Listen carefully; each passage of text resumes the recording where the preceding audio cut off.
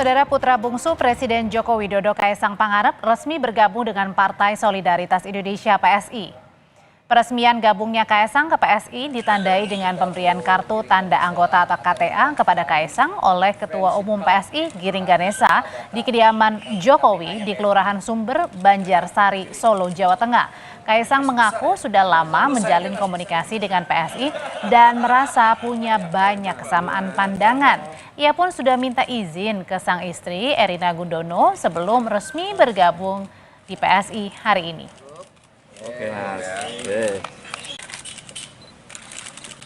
Saya juga sering berkomunikasi intens juga dengan Pak Wamen, dengan Sis Grace juga.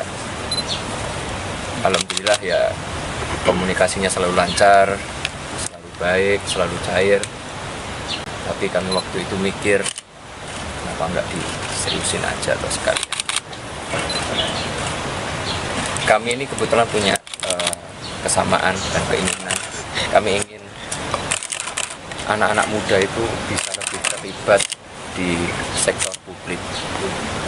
Dan alhamdulillah juga saya juga sudah dapat izin dan restu dari istri saya. Ya, aminnya kurang kencang. Wakil Dewan Pembina DPP PSI Grace Natali bilang bergabungnya Kaisang menjadi energi baru bagi PSI. Ia mengapresiasi Kaisang Pangarep yang akhirnya mau ikut berjuang bersama PSI.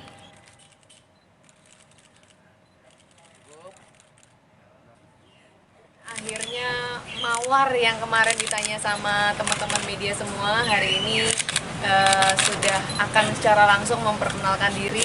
Tapi kami sangat senang sekali karena ada energi baru, komunikasi, persahabatan, pertemanannya sudah terjalin cukup lama, dan kami sangat apresiasi Mas Kaisang mau turun ikut berjuang bersama dengan teman-teman PSI.